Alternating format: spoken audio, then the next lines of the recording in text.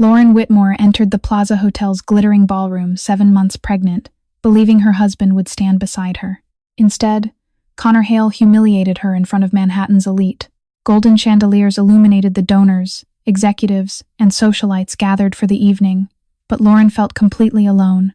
One hand rested protectively over her belly as she struggled to remain steady in her champagne silk gown. Connor did not hold her hand.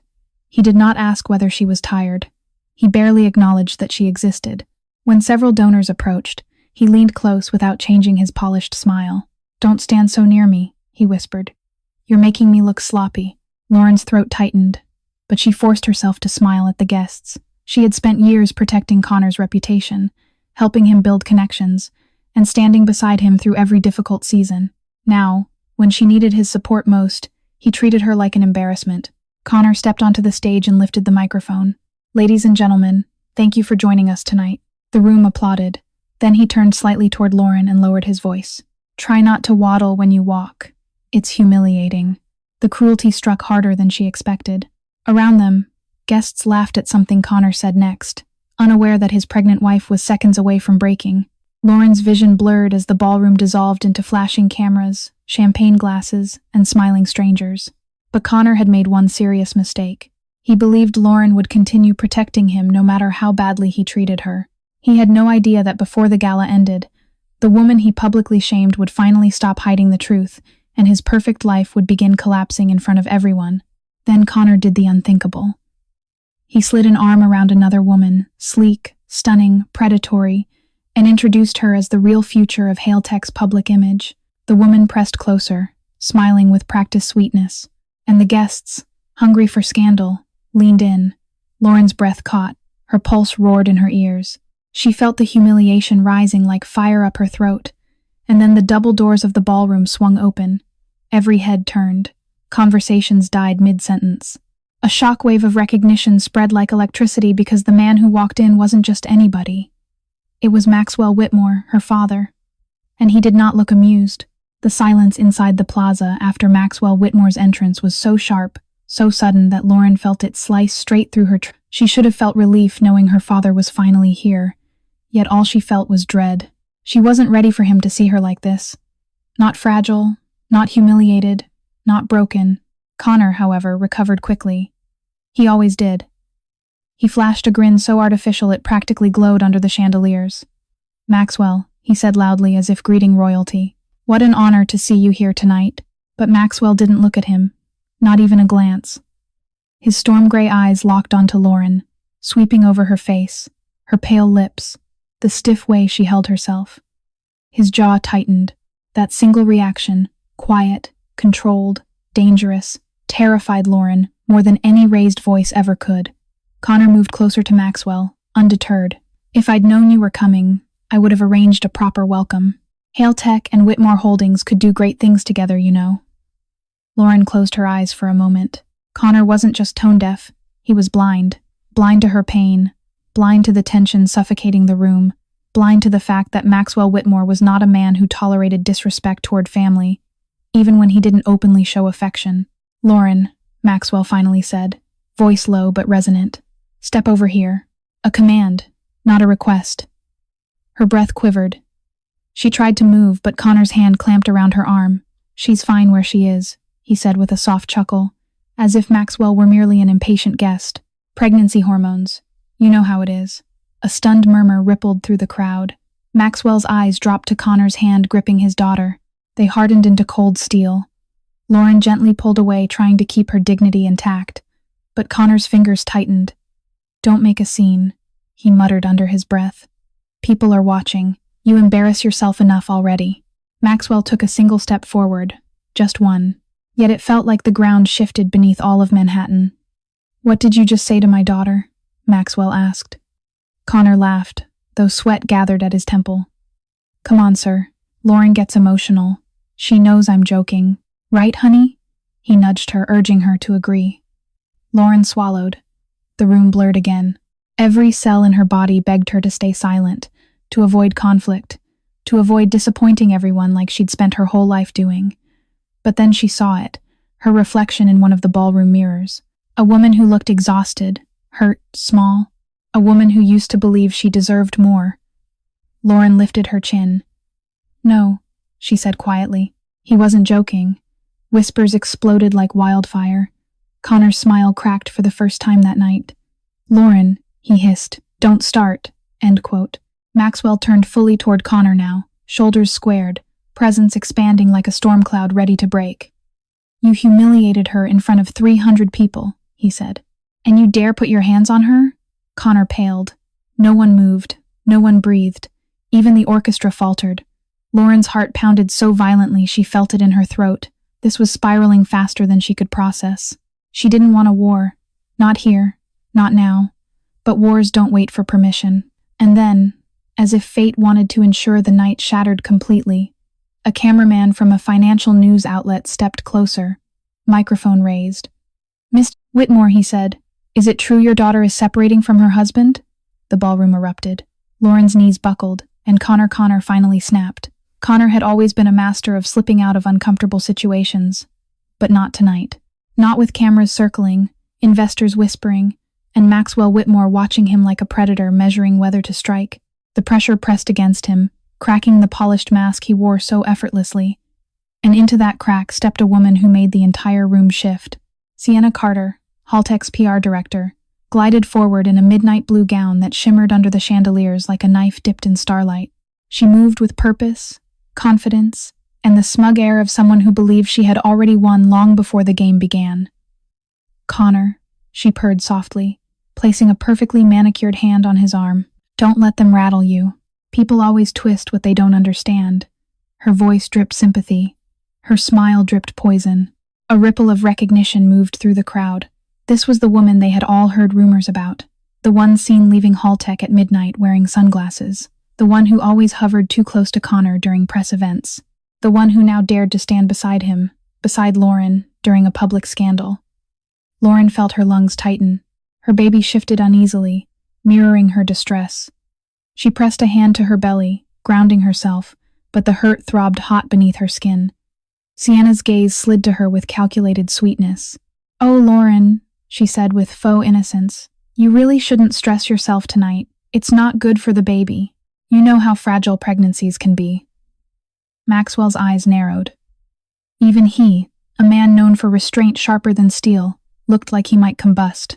Connor straightened, emboldened by Sienna's presence. "This is a misunderstanding," he said loudly to the cameras now clustering around. "Lauren is overwhelmed. Pregnancy can affect judgment." Judgment. The word slapped her. Lauren tasted copper on her tongue as she bit back the shame swelling inside her. She had endured Connor's private cruelty, but public rewriting of reality, that was a violation she hadn't prepared for. A reporter leaned in. "Mr. Hale, are you saying your wife is emotionally unstable?" Connor hesitated. Sienna didn't. "She's been under a lot of stress," she inserted smoothly. "Connor does everything he can to support her, but she insists on creating scenes." The room gasped. Lauren felt heat rise in her chest. Anger, humiliation, grief, twisting together into something sharp and dangerous. Connor squeezed Sienna's hand just a little too tightly. That was all it took. Maxwell stepped forward. "Enough!" His voice sliced the air like a blade. "No one speaks about my daughter like that." Sienna's smile wavered for the first time. "Mr. Whitmore, with respect, you have none," Maxwell snapped. "Not for my daughter, not for yourself." Connor tried to recover. "You're overreacting." "No, Connor," Maxwell cut in. "You crossed a line." Eyes turned, cameras flashed, reporters whispered. Lauren felt herself trembling again, but this time it wasn't fear, it was awakening. Connor opened his mouth, likely to spin yet another lie, but a security guard from the plaza hurried forward, whispering urgently into Maxwell's ear. Maxwell's expression darkened instantly. He looked at Lauren, then at Connor, then at the guard. "What is it?" Lauren whispered, heart pounding. The guard hesitated, glancing nervously at the crowd. "Sir, we need to discuss this in private. It's regarding the parking level. There's been an incident involving Mr. Hale's vehicle." Connor stiffened. Lauren's stomach dropped. "What kind of incident?" Connor demanded. The guard swallowed hard. "One that changes everything." The tension in the ballroom thickened as the security guard's words echoed like a warning bell. Lauren felt the energy shift. People straightened, leaned in, whispered. Connor's jaw clenched so tightly a muscle ticked beneath his skin. Beside him, Sienna stiffened, her hand slipping discreetly from his arm. Maxwell's voice remained dangerously calm. If this concerns my daughter's safety, I want the truth. Now. The guard hesitated, torn between protocol and the sheer force of Maxwell Whitmore's authority. Finally, he spoke. There was a break-in at the parking level, he said quietly. Someone smashed the window of Mr. Hale's vehicle and left something inside. Connor threw his hands up. This is ridiculous. Probably some protester. Hale Tech is targeted all the time. But the guard didn't flinch. It wasn't vandalism, sir. It was deliberate, precise, like someone wanted it to be found. A murmur rippled through the crowd. The cameras zoomed closer. Lauren felt her heart thud against her ribs. Something about the guard's tone chilled her. Maxwell locked eyes with him. Show me. Of course, Mr. Whitmore, but I must warn you. What was left in the vehicle? It's sensitive. Sensitive how? Sulfate. The guard swallowed. It's a folder. Documents, photos, correspondence, all personal. Connor's face went white. Sienna's went whiter. Lauren felt the world tilt slightly. Her baby kicked as if sensing danger. Maxwell didn't waste another second. We're going downstairs. Lauren, come with me. Connor reached out instinctively. She's not going anywhere. She's staying by my side. Lauren stepped back. Don't touch me. Gasps fluttered across the ballroom. Connor's eyes darkened, the charming mask falling away. You're being dramatic, he hissed. Everyone's watching. Don't make a fool of yourself. But Lauren didn't feel foolish anymore. She felt something else rising. Something she hadn't felt in a long time. Strength. Sienna slipped closer to Connor, whispering urgently, We need to get ahead of this. Whatever they found, we spin it. Damage control. Don't let them walk off alone. But Maxwell had already turned, guiding Lauren gently toward the exit. As they moved through the stunned crowd, someone whispered loudly, Photos? Could it be an affair? Another voice chimed in. I heard he's been funneling funds to a private account. And another, maybe it's both. Connor froze, fury blazing in his eyes. You people have no idea what you're talking about. But even he could hear the desperation in his voice. Lauren didn't look back. Not until they reached the elevator. The guard pressed the button. The polished doors slid open with a soft chime. Maxwell helped her inside first. She leaned against the rail, breathing deeply, trying to steady her heartbeat. Dad, she whispered. What if this is something awful? Maxwell placed a steady hand on her shoulder. Then it's time the truth stops hiding in the dark. They have not. The elevator descended. Each floor they passed felt like peeling away another layer of her old life. The fear, the silence, the excuses she'd clung to for years.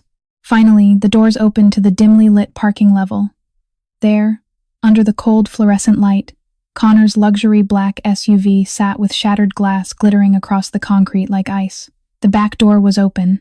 Inside, a thick manila folder lay on the seat. Lauren's breath caught. Maxwell stepped forward, reached inside, and picked it up. He opened it. His face changed instantly from stern to shocked to furious. Lauren's pulse hammered. Dad, what is it? Maxwell lifted his eyes. Lauren, these documents, they're about you. She staggered. Me? Why? He swallowed hard.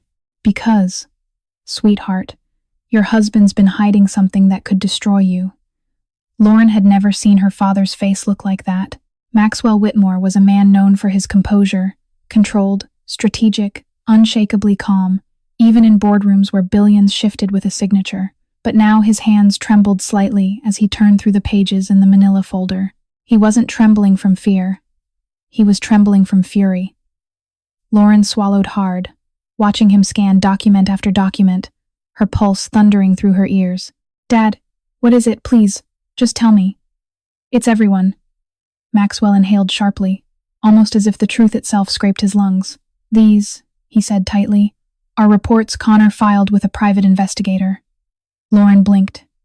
A PI? Why would he hire? To dig into your past, Maxwell finished. Your finances, your inheritance, your medical history, everything. Lauren's stomach dropped. But he knows who I am. He knows I'm not involved in Whitmore Holdings. I told him I didn't want you, told him what he wanted to hear. Maxwell's voice hardened. These documents? He hired someone to confirm your net worth, and then he planned to petition for control over any assets tied to you before the baby arrives. The breath left Lauren's lungs like a punch. Control of her, of the baby, of everything she never wanted him to. The floor seemed to tilt beneath her. No, she whispered. He wouldn't. He wouldn't do that to me. But even as she said it, she knew deep inside Connor absolutely would. The guard shifted uncomfortably. There's more, Mr. Whitmore. That's not the only thing left in the vehicle. Maxwell stiffened. What else? The guard pointed toward the passenger seat. A sleek black envelope rested there, the kind given by attorneys or financial institutions. Maxwell grabbed it immediately. Inside were bank statements, transfers, password resets, confidential contracts, all showing one thing. Connor had been secretly liquidating assets, accounts Lauren never touched, accounts legally shared. Money vanished into offshore holdings under a shell corporation. Lauren gripped the railing to steady herself. How long? How long has he been doing this? Maxwell turned to her, voice low and lethal. Since the 2nd month of your pregnancy. Her hands flew to her belly instinctively. Her baby kicked gently as if sensing her distress. He was preparing for the divorce before you even knew he wanted one, Maxwell said softly. He wanted legal leverage, custody leverage, financial leverage. A sound escaped Lauren's lips, half sob, half disbelief. He wanted custody? Maxwell nodded grimly. With control over your inheritance as the motivator, Lauren pressed both hands to her trembling mouth. Her heart felt like it was cracking, not from humiliation now, but from betrayal so deep she felt it in her bones. She had given Connor everything, her loyalty, her vulnerability, her future. He had been planning her destruction. Maxwell snapped the folder shut. We're leaving. You're not spending one more second near that man.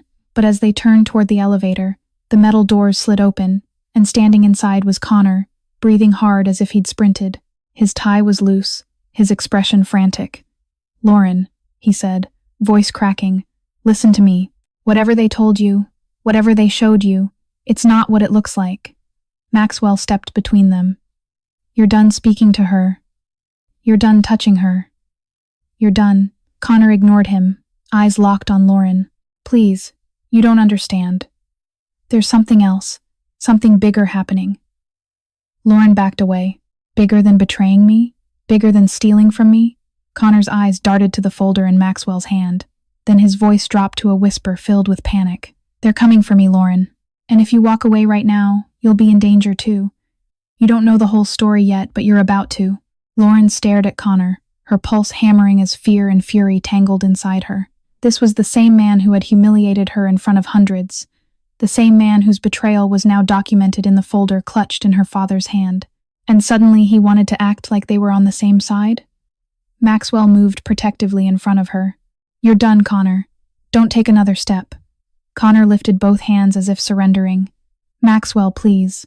I know how this looks, but you don't understand the situation I'm in. Oh, I understand perfectly, Maxwell snapped. You plan to financially gut my daughter and take her child. That's all I need to know. Lauren flinched at the phrasing. My daughter. It had been years since Maxwell said those words with any real emotion. Now they wrapped around her like armor. But Connor shook his head frantically. No, that was before things changed. He ran a trembling hand through his hair. Lauren, I swear to you, someone's been watching me, following me.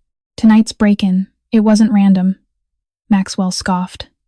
You honestly expect us to believe you're the victim here? It's the truth. Connor's voice cracked. Somebody planted those documents to destroy me. Lauren felt cold air leak into her lungs. Something about the desperation in Connor's eyes didn't feel like acting anymore. His arrogance was gone, his charm cracked. He looked unraveled like a man on the edge.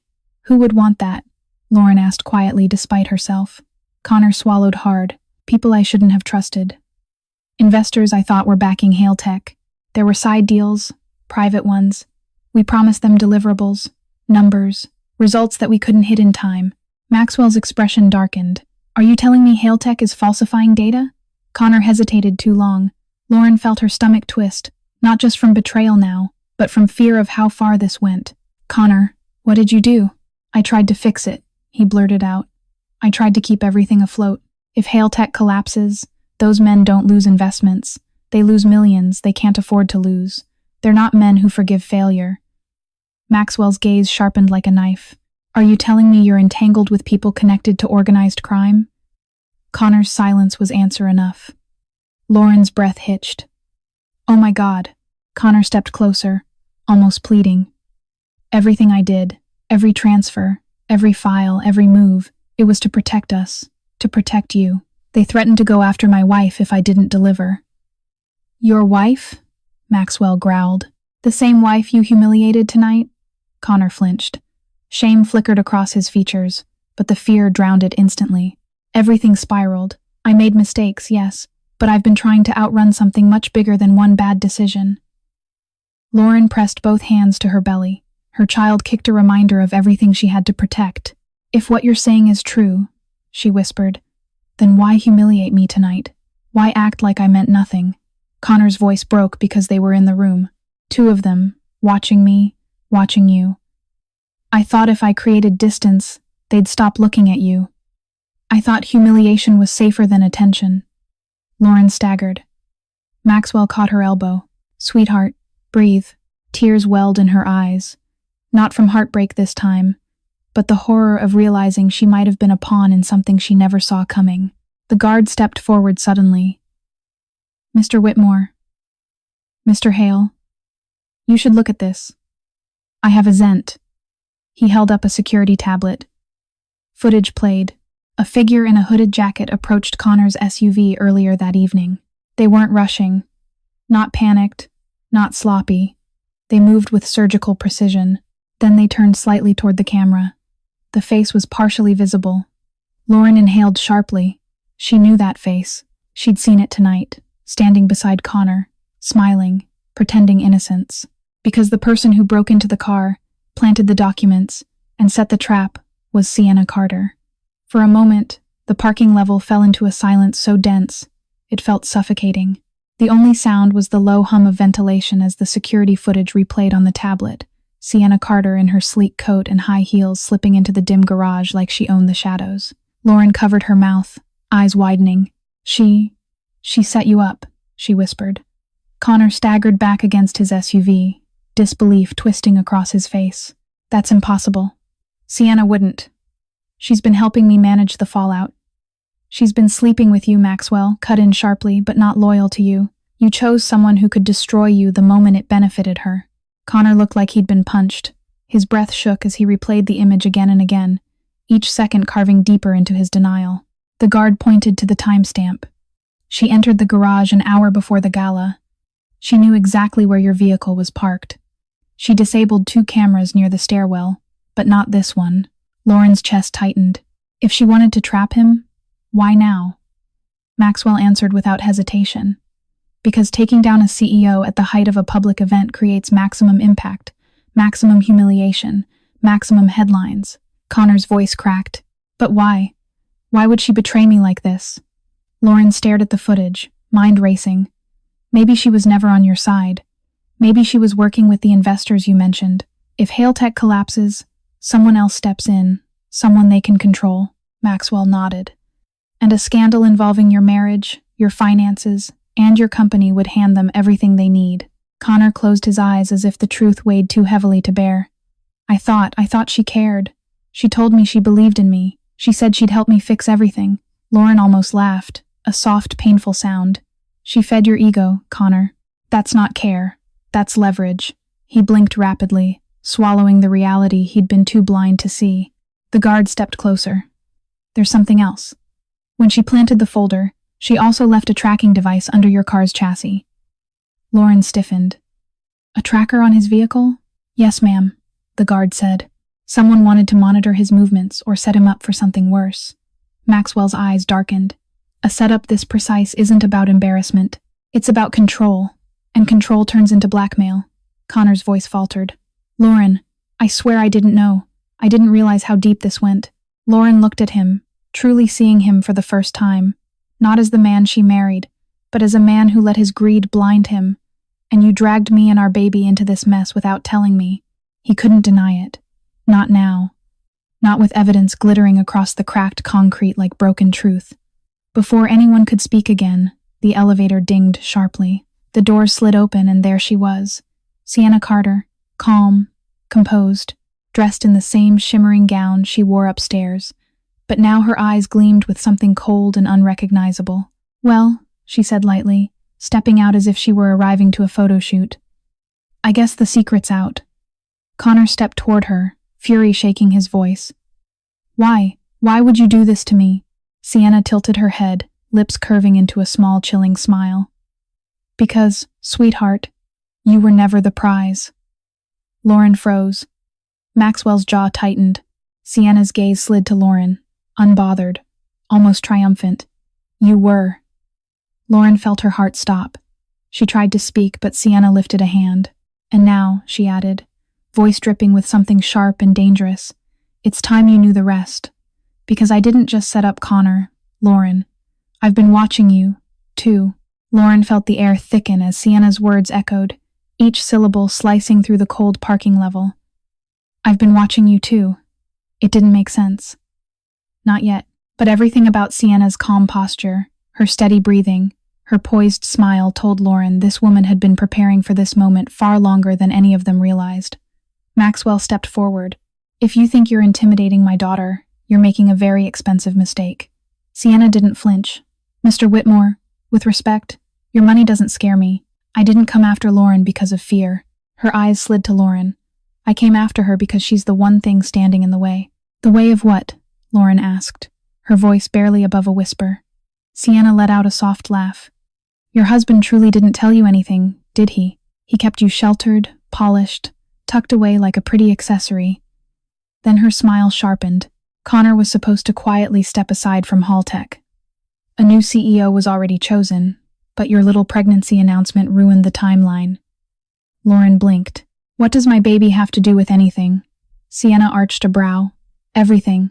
Investors don't like instability.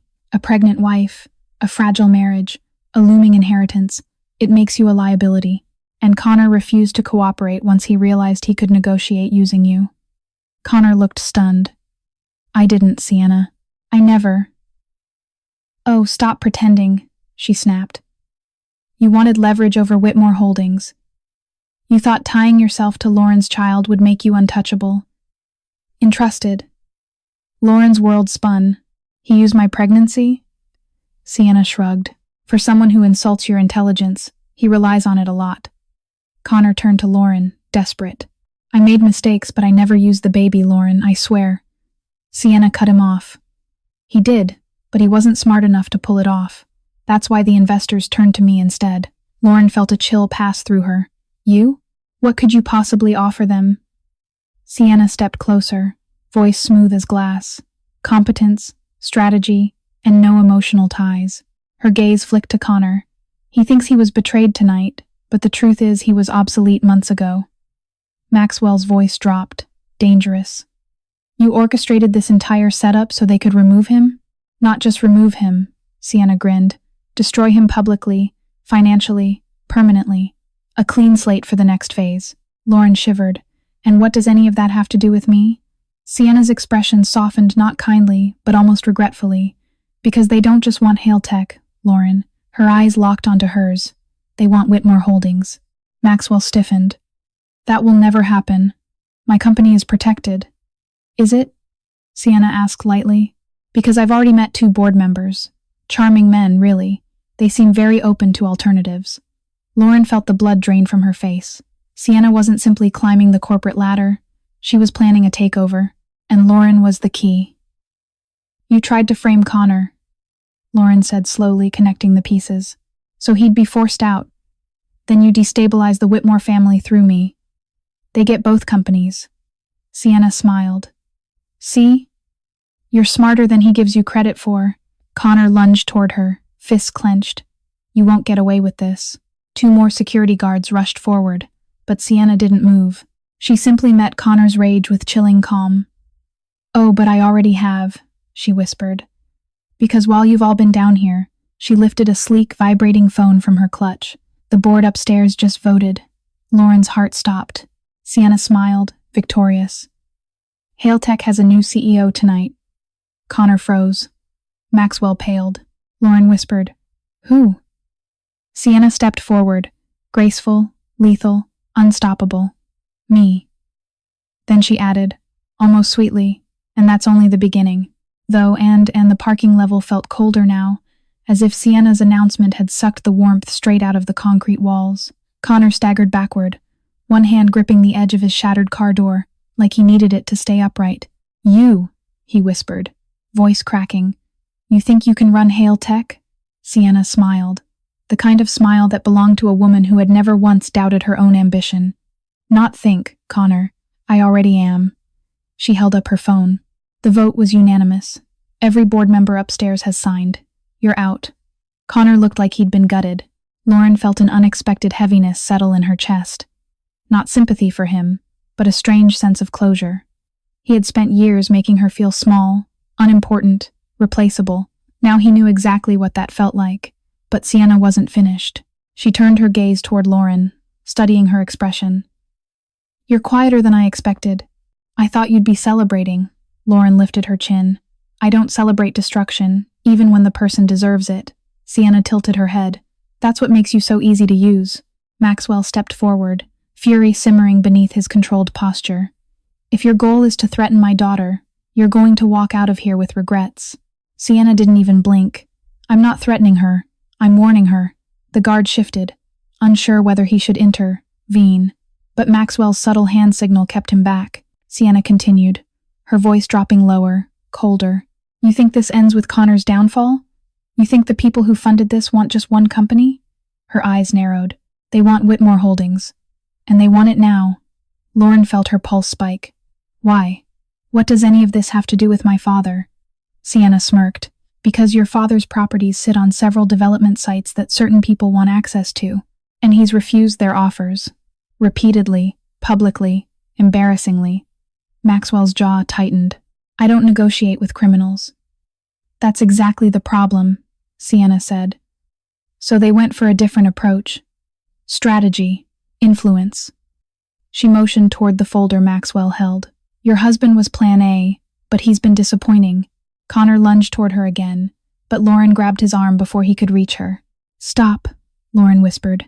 She wants you to lose control. Sienna's smile widened. Smart girl. Thanks for watching. Then she stepped closer to Lauren, closer than any threat ever should. They moved on to Plan B. And Plan B, my dear, is you. Lauren's breath caught. Me? You're the weakness in the Whitmore empire, Sienna said softly. Kind-hearted, overly trusting, desperate to prove yourself, and still clinging to a man who would have sold you for leverage. Lauren felt something cold slide down her spine. They think you'll break, Sienna whispered. They think you'll crack under pressure.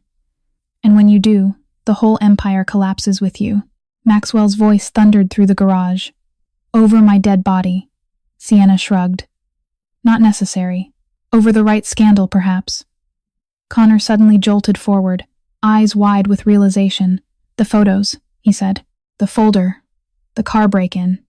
You're not just sabotaging me. You're setting Lauren up. Sienna's silence confirmed everything. Lauren's voice trembled. What are you planning to do to me? Sienna stepped back toward the elevator, her heels echoing sharply. Nothing, she said. I don't have to. She pressed the elevator button. The door slid open slowly, like the beginning of a nightmare. With the chaos I just unleashed upstairs, she added, your life is about to implode all by itself. Your father, your marriage, your reputation. The press is already circling. Lauren's heart pounded painfully. Why are you telling me this? Because, Sienna said, stepping inside the elevator, you deserve to know the truth before the world turns on you. The doors began closing. Good luck surviving the next hour, Lauren. Then, right before the doors sealed shut, she added, it's already begun. Lauren barely felt her father's hand on her as he guided her toward the elevator. Her heartbeat thudded so loudly it drowned out everything, the hum of fluorescent lights, the echoes of footsteps, even Connor's frantic breathing behind her. Sienna's final words kept replaying in her mind, like a curse. It's already begun. When the elevator reached the lobby, chaos crashed into them like a tidal wave. Reporters, dozens of them, cameras, lights, microphones, all crowding the elegant marble foyer of the plaza. Security struggled to hold them back as voices shouted over each other. Lauren, is it true you're separating from your husband? Connor Hale, Are you being ousted from your own company? Mr. Whitmore, do you have a statement about your daughter's involvement in the Hailtech scandal? Is Hailtech collapsing? Is Whitmore Holdings next? Flashbulbs exploded like lightning. Connor cursed under his breath. Maxwell moved immediately, stepping in front of Lauren, shielding her with the authority of a man who had intimidated senators, bankers, and world leaders alike. Keep moving. Maxwell growled to security, straight to the car. But when the doors to the street opened, things only worsened. Outside, a second wave of paparazzi surged forward. Lauren had seen media frenzies before. Her father was no stranger to headlines, but never had she been at the center of one. She clutched her belly instinctively as elbows bumped, cameras pressed forward, and questions were hurled like stones. Lauren, are you part of an insider trading scheme? Did you know about your husband's mistress? Is the baby safe? Is it true you're being used as leverage in a hostile takeover? Are you cooperating with investigators? Lauren froze. Cooperating with investigators? What did she mean by that? She whispered. She meant nothing, Maxwell said firmly. Keep walking. But Lauren's legs trembled.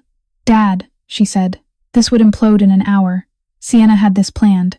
Every camera here, every headline they're writing. This is what she wanted. Connor pushed forward, face pale as the flashlights washed over him. We need to leave. Now.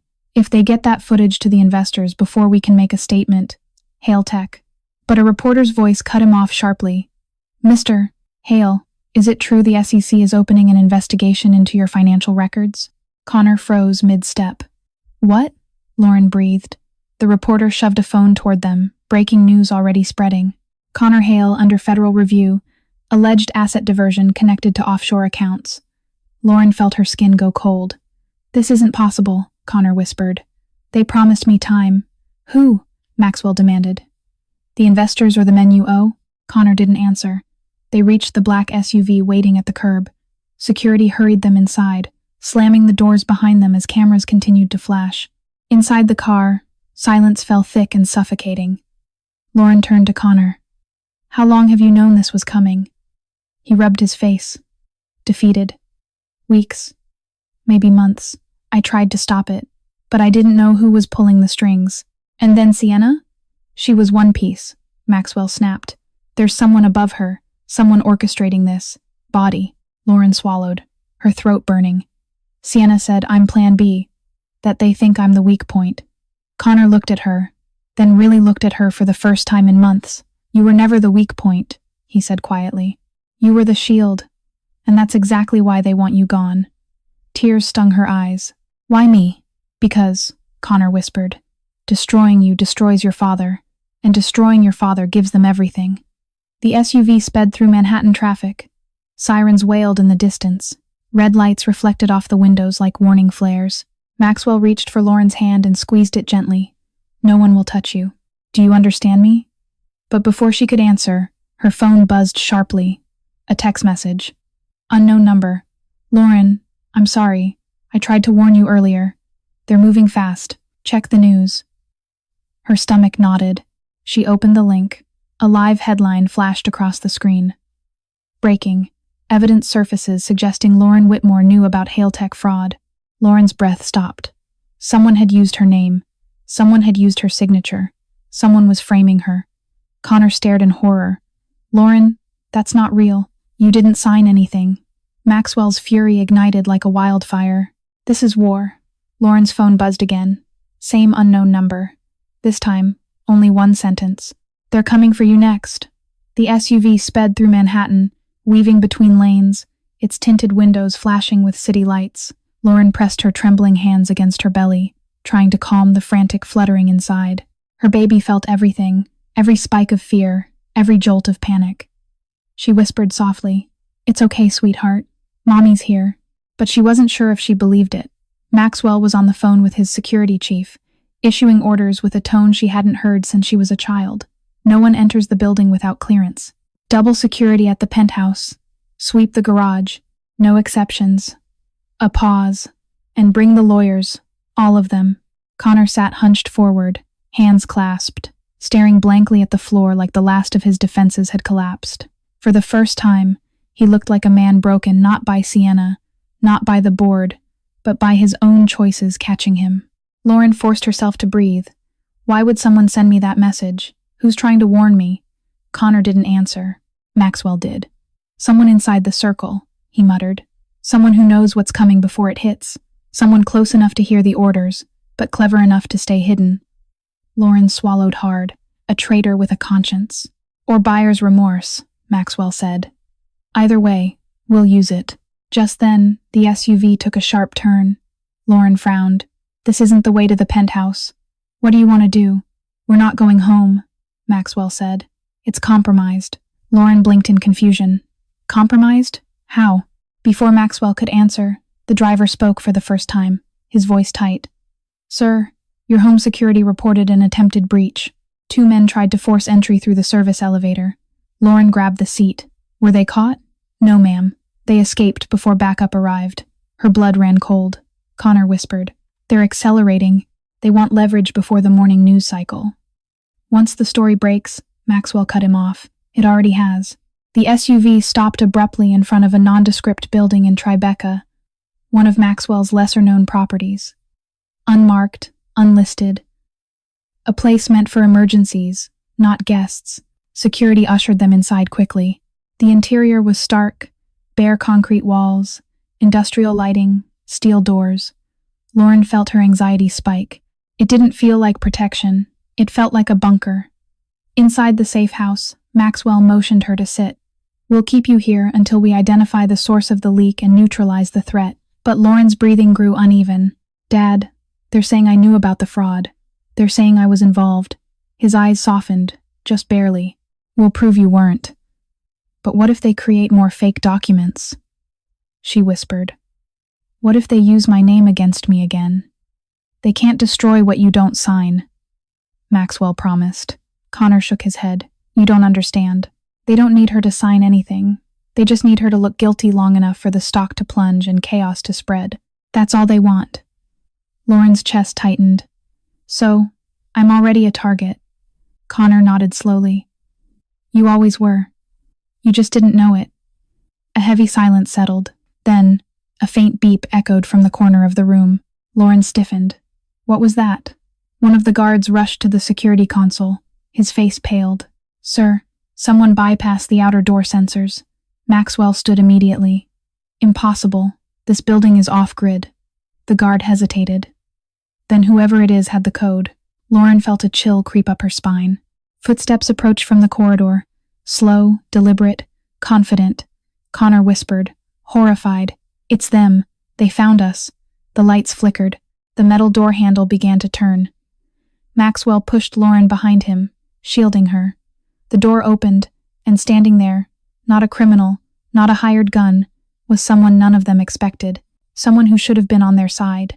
Someone who smiled like the betrayal was already complete. Hello, Lauren. We need to talk. Lauren's breath froze in her chest as the figure stepped fully into the room. For a second, her mind blanked. This couldn't be real. Not him. Not here. Ethan? She whispered. Ethan Ward, her father's longtime legal advisor. The man who'd helped Lauren negotiate her prenup years ago. The man who'd been at every Whitmore family dinner, every Christmas, every milestone. He'd known Lauren since she was 19. He'd been trusted. Maxwell's face hardened. What the hell? What you doing here? Ethan shut the steel door behind him with a soft click. Too calm, too controlled. I told security I was expected, he said smoothly. They let me in. Doesn't Ash. They shouldn't have, Maxwell growled. Speak now or be removed. Ethan raised both hands lightly. Maxwell, please. I'm here to help. Connor scoffed. Help?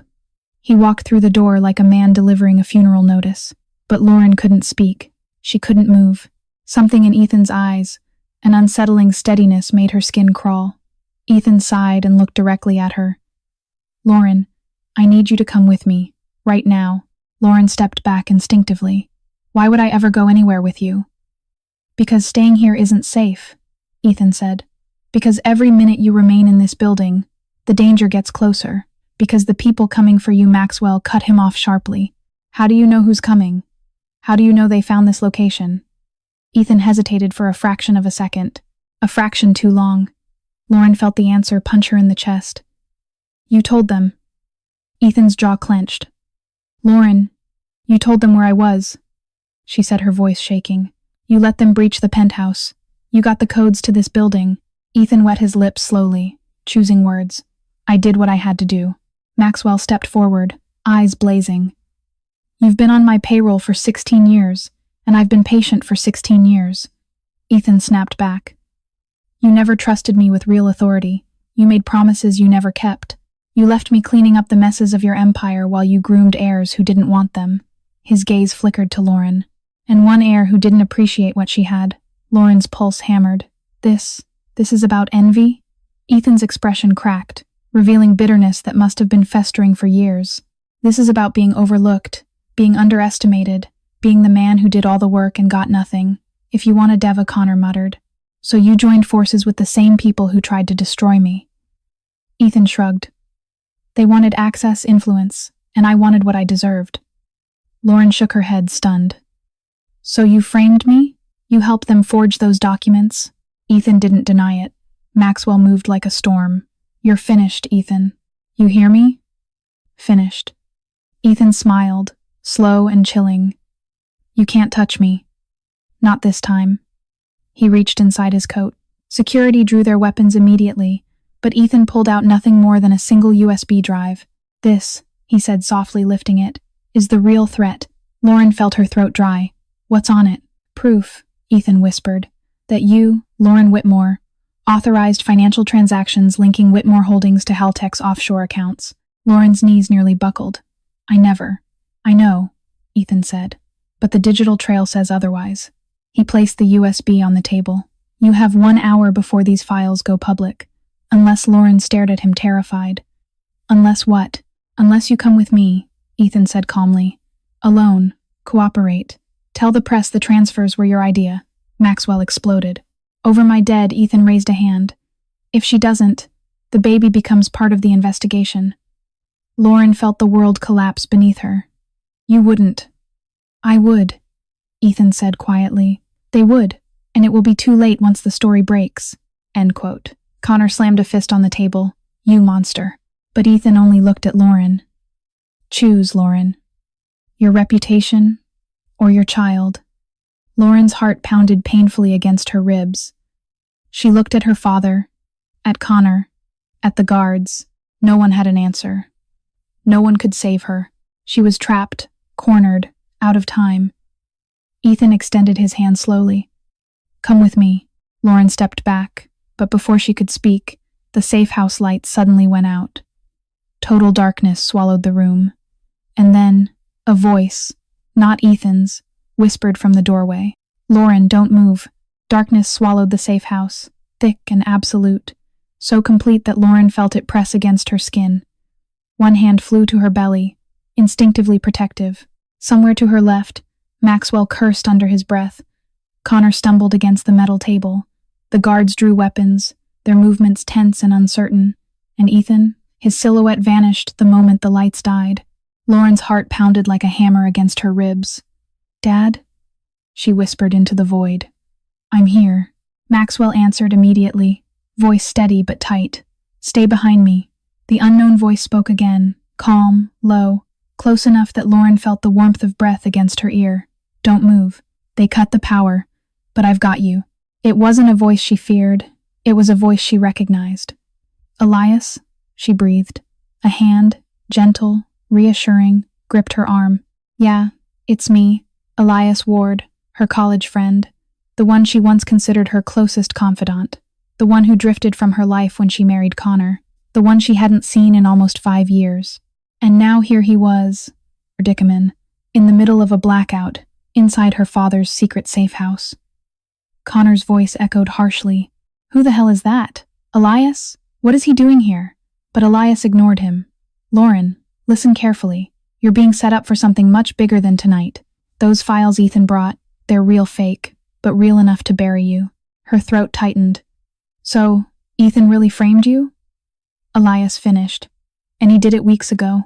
Tonight was the reveal. A faint hiss like metal sliding cut through the dark. Get down. Elias yanked her to the floor just as gunshots cracked through the room. The walls sparked as bullets tore into them. Someone screamed, Maybe a guard, maybe Ethan, maybe no one at all.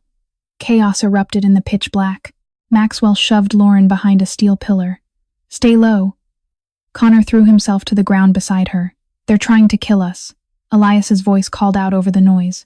They're not here to kill you. They're here to extract someone. Who? Lauren cried. The answer came from the darkness. Cold, cruel, unmistakable.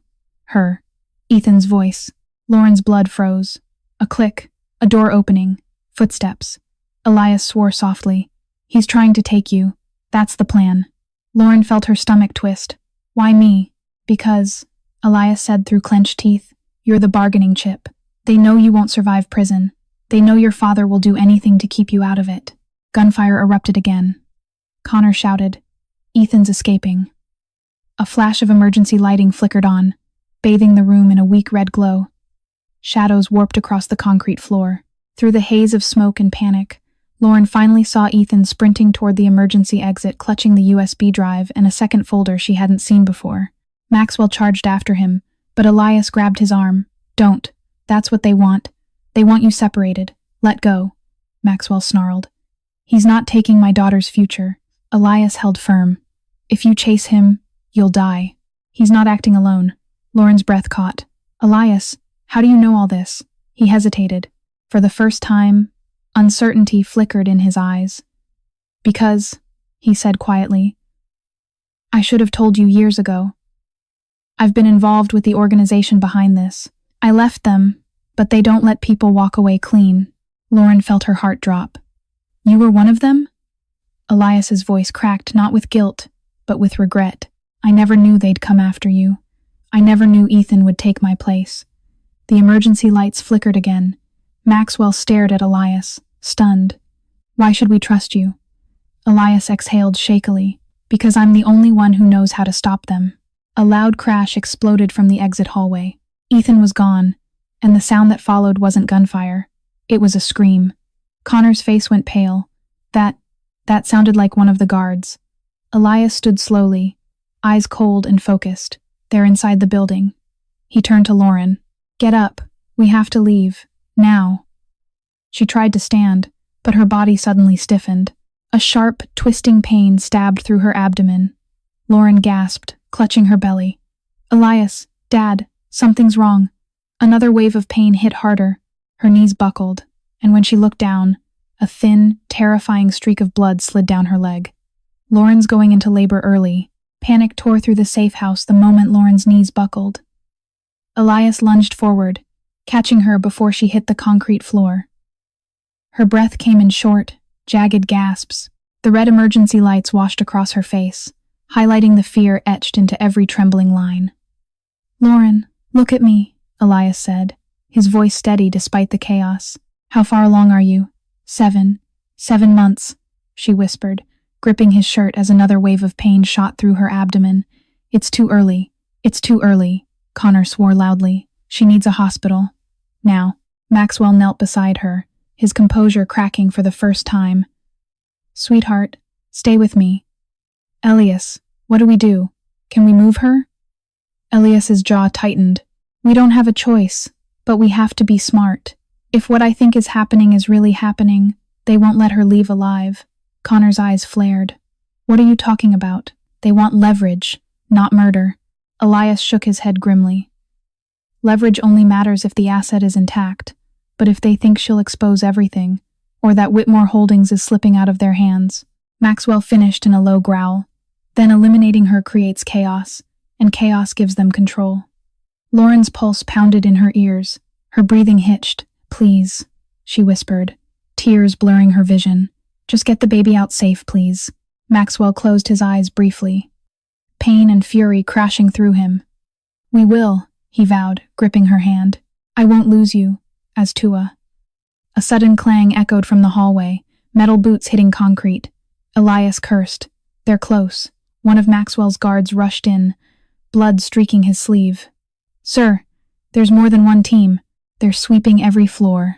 Connor looked around wildly. We're trapped. There's no exit. There's one, Elias said. A service tunnel beneath the building.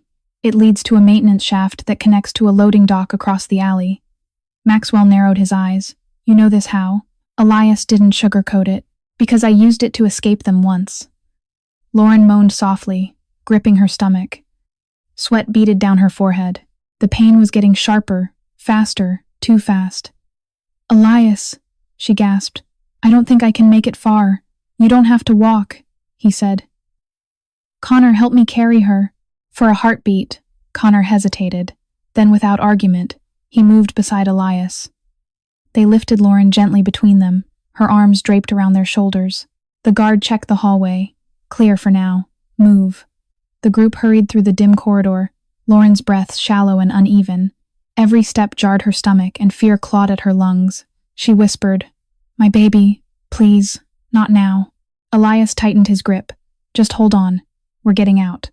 Behind them, another metallic crash shook the floor, followed by low, indistinguishable voices. Then footsteps, fast ones. They're coming, the guard shouted. Go. Maxwell barked. Elias and Connor picked up their pace, carrying Lauren toward a heavy steel door at the far end of the hallway. The guard swiped a key card and slammed his shoulder into the door. It groaned open just enough for them to slip inside. The service tunnel beyond was narrow, damp, and suffocatingly dark. Elias whispered, Stay quiet.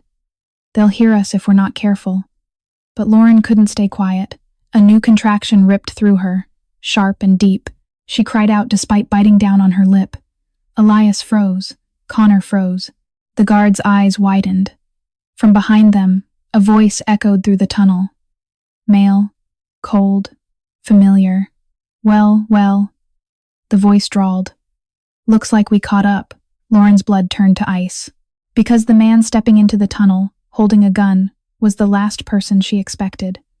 Her father's right-hand security chief, the man who had sworn loyalty for 20 years. Going somewhere?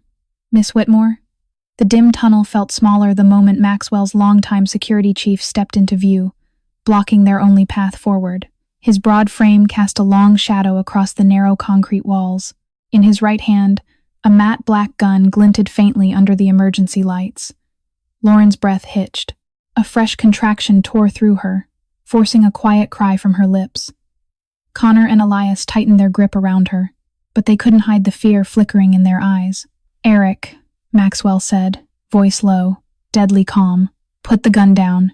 Eric tilted his head slightly, as if surprised Maxwell expected obedience. I'm afraid I can't do that, sir. You've worked for me 20 years, Maxwell growled. You've protected my family. My daughter trusted you. Eric's jaw tightened, but he didn't lower the weapon. I did protect your family. For 2 decades, I gave you loyalty, but loyalty doesn't pay the bills. Loyalty doesn't get me a stake in Whitmore Holdings. Loyalty doesn't get me out of debt.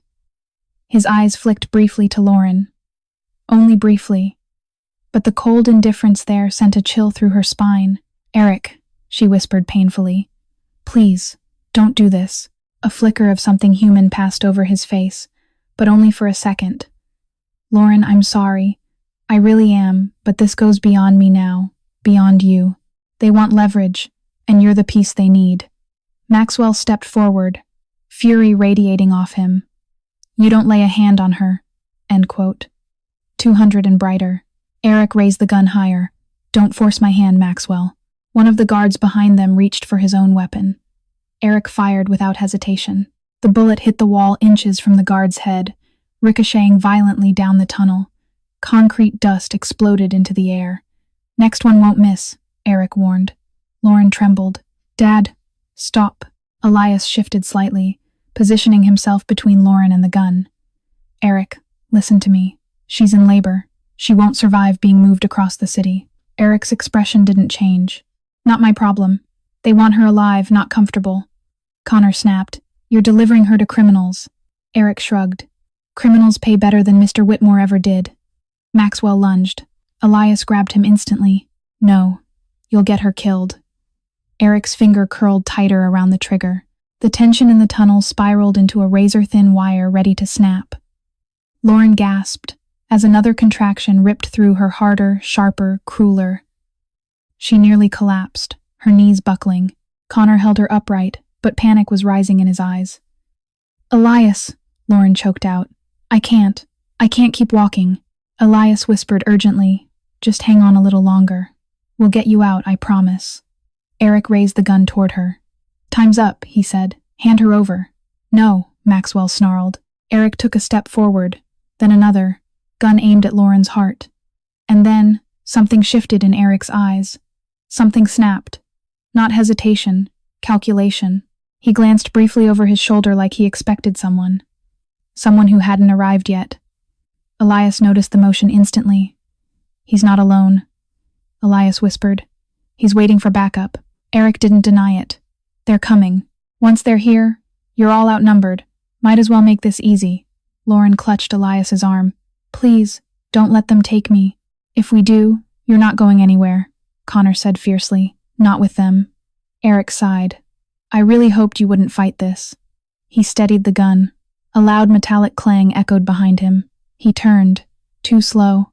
A second figure appeared at the far end of the tunnel. A tall silhouette moving fast, silent, deadly. Before Eric could react, the figure slammed into him from behind, tackling him to the concrete floor. The gun skidded across the tunnel, clattering to a stop near Lauren's feet. Lauren gasped, staring in shock. Connor froze. Maxwell's eyes widened.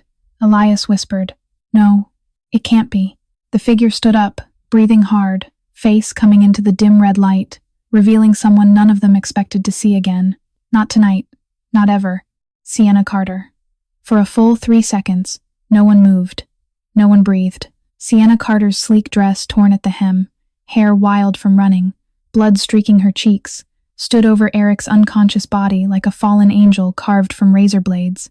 Her chest rose and fell sharply, adrenaline radiating from her as she kicked Eric's gun farther down the tunnel.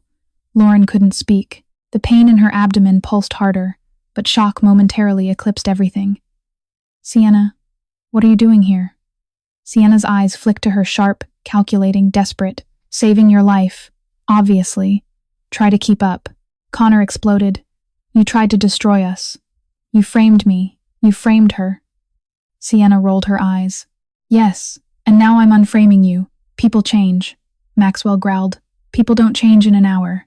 "Oh, they do," Sienna snapped, stepping over Eric's body. "Especially when they realize the people they thought they were helping are planning to kill them next." Elias narrowed his eyes. "You're saying you didn't know they'd come after you?" "Of course I didn't," Sienna barked. "I engineered corporate takeovers, not assassinations. But once you help criminals consolidate power, they don't exactly let you walk off into a sunset." Lauren winced as another contraction rippled through her. Elias steadied her, whispering, "Hold on, just a little longer." But Sienna's gaze softened. Yes, softened when she saw the blood on Lauren's leg. "How far apart are the contractions?" Sienna asked. Lauren gasped. "A minute, maybe less." "That's not good," Sienna muttered. "We have to move." Connor was still staring at her like she'd grown horns. "Why help us? Why help her?" Sienna stepped closer, voice dropping. "Because Ethan betrayed me too." Lauren blinked. "Ethan?" Sienna nodded grimly. "He cut me out, fed me lies, told the investors I was turning against them, lied to both sides so he could take everything. Bet weens of tens." Elias swore under his breath. "Ethan's running this?" Sienna shook her head. "No, he's not the mastermind. He's the puppet who thinks he's pulling strings." She pointed deeper into the tunnel. "Real power is behind him, and they're already in the building." Maxwell stepped protectively in front of Lauren. "What do they want with my daughter?" Sienna's face changed, hardening with something like guilt. "Everything. They want the inheritance, the shares, the access. And they want Whitmore Holdings destabilized before morning." Lauren's voice wavered. "And the baby?" Sienna hesitated. "Collateral." The word hit Lauren like a physical blow. Connor lunged toward Sienna in fury. "You helped them target her pregnancy?" Sienna snapped back. "I didn't know they'd go this far. I thought we were weakening Hale Tech, not starting a war." Another contraction tore through Lauren. She cried out, gripping both men beside her. Elias leaned down. "We're running out of time." Sienna nodded. "There's an exit ahead, but it'll only stay unsecured for a few minutes. If we miss that window," footsteps echoed behind them. Multiple pairs. Fast. Maxwell whispered, "They're here." Sienna's expression sharpened with urgency. "Move." They hurried down the tunnel. Connor and Elias carrying Lauren as carefully as they could. Sienna sprinted ahead, checking corners, scanning for ambushes. Gunfire cracked behind them. Concrete shattered. Lauren screamed as the sound ricocheted through her skull. Elias shouted, "Keep going." They reached a rusted metal staircase leading up toward the loading dock. Sienna leapt up first, motioning frantically. "Get her up here." Connor and Elias half-lifted, half-carried Lauren up the steps. Her breathing grew shallow, her face drained of color. "Dad," she whispered weakly. "Dad, I can't do this." Maxwell took her hand. "Yes, you can. Just a little more to being dust." But before they reached the top of the stairs, a shadow moved on the landing. A figure stepped into view, holding a weapon, aiming directly at Lauren. And when the emergency light flickered across his face, Lauren's heart stopped. It wasn't Eric. It wasn't Ethan. It was a man she had only ever seen in newspaper articles. A man known for making CEOs disappear. "Hello, Miss Whitmore," he said. "Your father sends his regards. I take so." The man at the top of the stairs didn't shout, didn't posture, didn't threaten. He didn't need to. His presence alone, the calm stillness, the slow blink, the faint smirk on his lips, carried more danger than a dozen armed men. Lauren recognized him instantly. She'd seen his face on financial exposés, whispered rumors, investigative articles that never reached print because editors were warned to drop it. His name was Victor Hale, not related to Connor, but far more terrifying. He was the man the corporate underworld called a cleaner, the kind of man who erased obstacles. Lauren's voice trembled. "Victor, what are you doing here?" Victor tilted his head slightly, studying her as if she were a problem he was deciding how to solve. "I'm here for you, Miss Whitmore. You've been causing quite a stir." "And a doer." Maxwell pushed to the front, practically growling. "If you touch her, I swear." "Maxwell," Victor interrupted calmly. "You of all people know violence isn't my preferred method." Then he raised the gun a few inches. Unless necessary, Sienna positioned herself between Lauren and Victor, hand raised. "Victor, this is not part of the plan." "Oh, but it is." He smiled faintly. "You were told to destabilize them, not protect them. I'm afraid your sudden change of heart has put you on the wrong side." Sienna stiffened. "So, you're here to kill me too?" Victor shrugged casually. "Only if you keep standing in my way." Lauren's knees buckled with another contraction. Elias grabbed her tightly. "We don't have time for this. She's in labor. She needs a hospital." Victor didn't look impressed. "A pity, but I'm afraid she has obligations tonight." Maxwell stepped forward, voice raw with fury. "Victor, she's my daughter. It's Miley, and the organization does not care," Victor replied. "She's the linchpin. Remove her and Whitmore Holdings fractures. Remove her and Hale Tech becomes irrelevant. Remove her," he tapped the gun lightly. "And tomorrow morning, the market collapses exactly the way they want."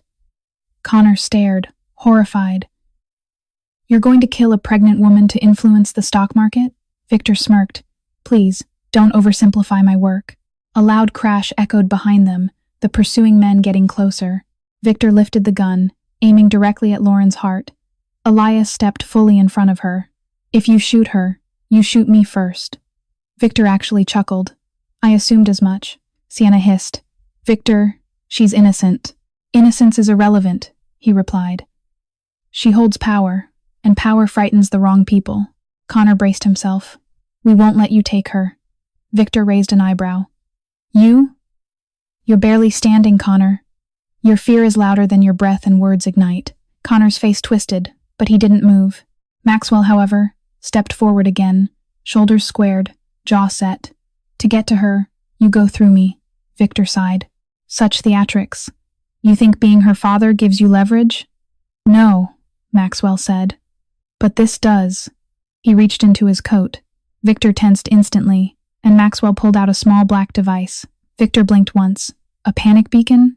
Maxwell smiled grimly. "Encrypted, satellite dedicated, direct line to federal authorities. To have her before things for watching and to strike." Victor's expression shifted not fear, but irritation.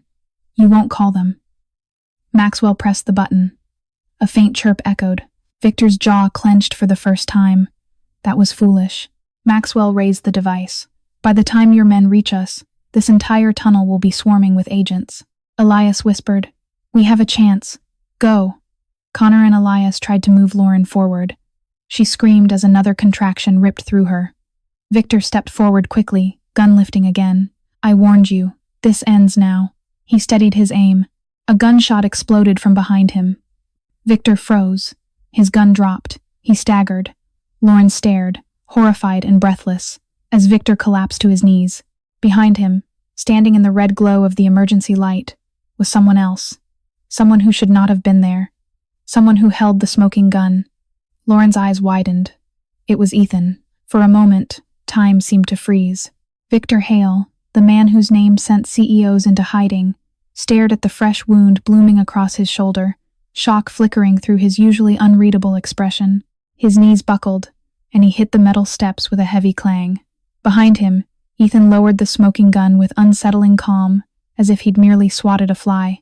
Lauren felt her breath catch painfully in her throat. The contractions were nearly constant now, sharp and punishing, but the terror of seeing Ethan again numbed everything else. "Ethan," she whispered, voice trembling. "What have you done?" Ethan descended the steps with slow, deliberate elegance, stepping over Victor's body like he was nothing more than debris. "Relax, Lauren. I didn't kill him. I simply took him off the board." Sienna's face twisted in disbelief. "You shot Victor Hale?" Ethan smirked. "Of course I did. He was in my way." "Everyone." Elias stepped in front of Lauren, positioning himself like a shield. "Drop the gun, Ethan." "Oh, come on," Ethan said lightly, twirling the weapon between his fingers. "After everything I've orchestrated tonight, do you really think I'm just going to surrender?" Connor's voice cracked. Half fury, half terror. "You framed us. You trapped us. You nearly destroyed her pregnancy, and now you think you can just walk out of here?" Ethan tilted his head, glancing at Lauren like she was a puzzle he'd grown tired of. "Walk out?" he yahoot. "Connor, I'm not walking out. I'm ascending." Maxwell spat. "You'll spend the rest of your life in prison." Ethan laughed, a sound that echoed unnervingly through the steel tunnel. "Maxwell, you still think the law touches people like me?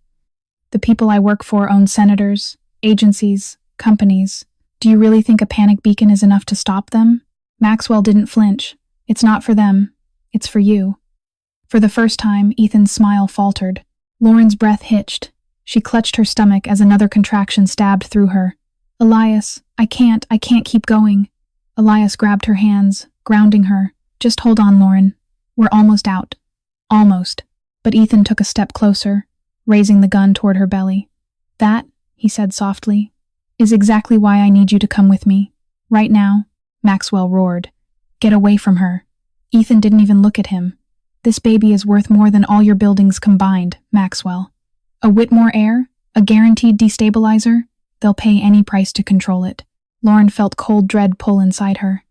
"You're insane," she whispered. "No," Ethan said simply. "I'm a strategist. And you, Lauren, are the final move. If you, Esme..."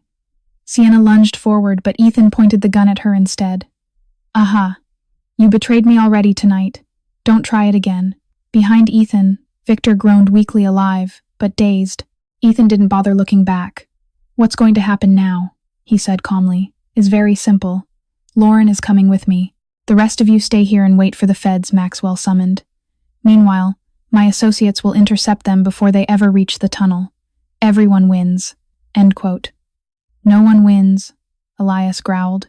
"If she dies in your hands, she needs a doctor." Ethan scoffed. "Hospitals are liabilities. She'll be safer with."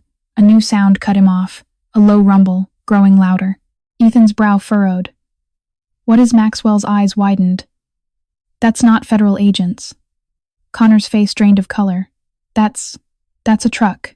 A massive engine roared from above them, right above the loading dock. The concrete ceiling shook. Dust rained down. Ethan spun around just as metal gave way. A delivery truck, huge, rusted, unstoppable, came crashing through the loading bay wall, tearing through concrete like paper. Lauren screamed. Everyone dove aside. Ethan turned too slowly. The truck slammed into him, hurling him across the tunnel like a rag doll. He hit the ground with a sickening thud. Lauren gasped, eyes wide, breath frozen as the driver's door creaked open. A figure stepped out, silhouetted by headlights, and when the dust cleared, Lauren recognized the man who had just saved her life. The dust settled slowly, drifting through the cracked concrete air like ash after an explosion. Lauren blinked against the grit, her vision swimming from pain and shock. Another contraction tore through her, but for a moment she didn't feel it. Not when her eyes landed on the man stepping out of the demolished truck. Daniel Mercer, her college friend, her almost something, the man she had once imagined a future with long before Connor, before the chaos, before her world twisted inside out. "Daniel," she whispered, barely able to breathe. He jumped down from the truck, boots hitting the concrete with a heavy thud. He scanned the scene in one quick, decisive sweep.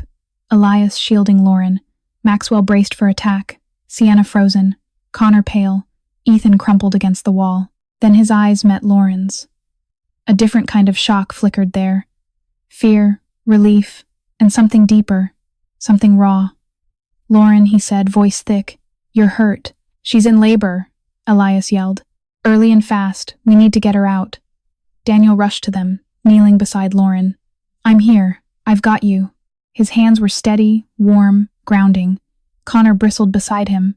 "How the hell did you even find us?" Daniel didn't waste time.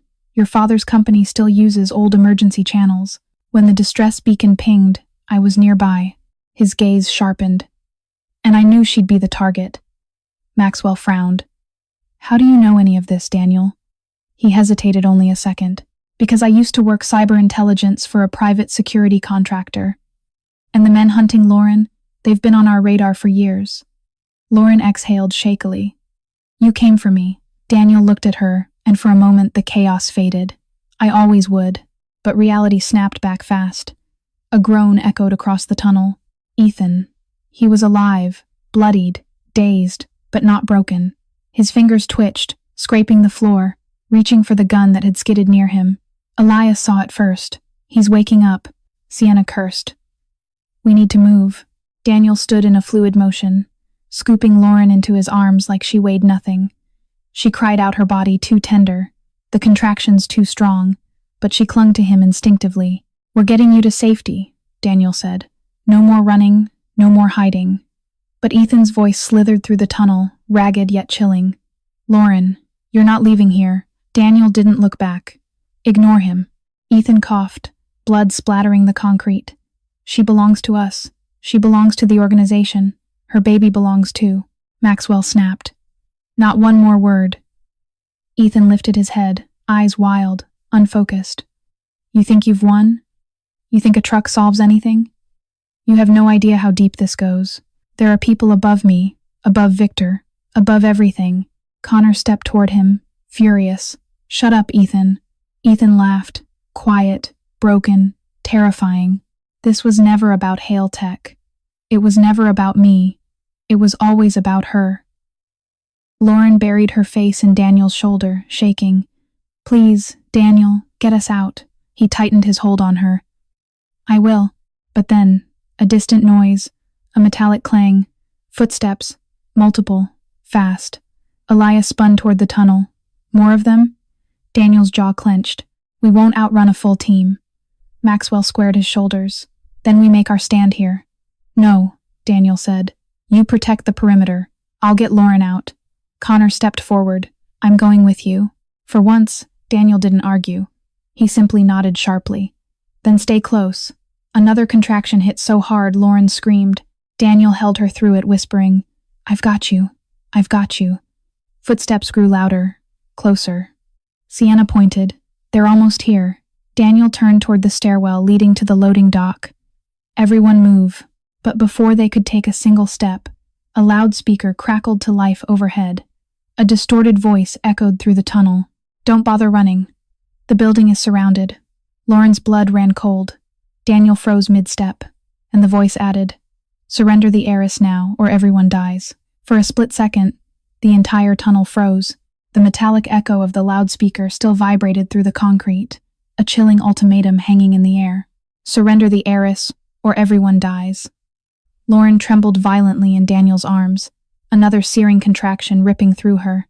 She couldn't run, couldn't hide, couldn't fight. Her body was too far gone. Her vision blurred as her knees weakened. I'm not going with them," she gasped. "Not alive." Daniel tightened his grip, voice trembling with determination. No one is taking you, Lauren. Not while I'm breathing. Maxwell stepped forward, eyes blazing. They want a Whitmore. They can face one. He moved toward the center of the tunnel alone, pulling a small device from his coat. A simple switch. A final contingency. Lauren recognized it instantly. Dad, no, she whispered. It's the building failsafe, Daniel said under his breath. Emergency lockdown explosives. He'll trap the entrance. Connor stared in horror. He'll trap himself. Boss. Maxwell didn't look back. I've lived long enough to know exactly what a father should die for. No! Lauren cried out, voice breaking. Dad, we still need you. I still need you. He turned to her for one brief, devastating moment. His stern mask cracked just slightly. A softness flickered in his eyes she hadn't seen in years. You survived tonight, he said. That's all I care about. But before he could flip the switch, a gunshot rang out, sharp and sudden. Everyone flinched. Maxwell blinked, confused, then looked down at his own chest. Not hit. The shot hadn't been for him. Behind them, Ethan, bloody, staggering, barely alive, had fired at the loudspeaker control panel overhead, shattering it in a spray of sparks. The voice cut off instantly, the threat silenced. Ethan swayed, collapsing back to the floor as the gun slipped from his hand. His breathing was raspy, wet. He was dying, and even he knew it. Lauren stared at him, stunned. Why? Why help us now? Ethan coughed, blood staining his lips. Because I didn't want them to have you, or your father, or the baby. I thought I was in control. His voice cracked. I wasn't. He slumped sideways, still, silent, dead. For a long moment, no one moved. Then Daniel lifted Lauren again. We're going. Now. The remaining guards, shaken but alive, helped clear the path forward. They climbed the stairs, reached the loading dock, and spilled into the alley behind the safe house just as the first sirens wailed in the distance. Federal agents, real ones, flooded the street. Uniforms, badges, flashing lights. Safe. Lauren's body finally gave up. Her vision blurred, her knees buckled. Daniel caught her before she fell, lowering her gently to the ground. Lauren, hey, stay with me. I can't, she whispered. The baby's coming. Maxwell shouted for paramedics. Connor stood frozen, shaking, guilt etched across every line of his face. Lauren, I'm so sorry for everything. I'll sign whatever you need. I'll disappear. Just please be okay. Lauren didn't respond. Daniel took her hand. His voice was steady, but his eyes shone with fear. You're going to meet your baby today, and when you do, everything is going to be different. Tears spilled down Lauren's cheeks. Don't leave, she whispered. Daniel squeezed her hand. Never again. But Devereaux less as paramedics rushed in. Lights blurred, voices echoed, and then everything faded to else. Thank you for watching in 17. They forever to do for watching and 17 as a day for watching. Do for watching and 1717 as a day for watching. Hours later, sunlight filtered into the hospital room, soft, warm, forgiving. Lauren lay propped up with blankets, exhausted but alive. In her arms, a tiny newborn slept against her chest, breathing softly, peacefully. A girl, perfect. Maxwell stood at her bedside, eyes misty as he gently brushed the baby's cheek. She has your mother's smile, he whispered. Connor entered, hands behind his back, head lowered. He placed signed divorce papers on the table without a word, then stepped out quietly. No drama, no more battles, just closure. Daniel stepped forward last, flowers in hand, hope trembling in his voice. She's beautiful, he said. Lauren smiled. Real, soft, the first in a long time. She is. Daniel hesitated. So, what now? Lauren looked down at her daughter, then up at the man who had risked everything to save her. Now, she finally knew the answer. She took Daniel's hand. We start over. He exhaled shakily, eyes warming. Together? Lauren nodded. Together. Outside the window, Manhattan glowed with morning light, no longer terrifying, but new, possible, hers again. The nightmare was over. Justice was served. Her child was safe. Her future reclaimed. And for the first time in years, Lauren felt whole. So, our story comes to a close. And if you're still here with me at this moment, it means something inside this journey touched your heart in its own quiet way. Lauren's story was never about the cruelty she endured. It was about the moment she finally refused to let that cruelty define her. Connor humiliated her, betrayed her, and treated her pregnancy like a burden. He believed fear would keep her silent, and that his reputation mattered more than her dignity. But Lauren kept moving forward not because she was untouched by pain, but because she understood that pain did not have the right to choose her future.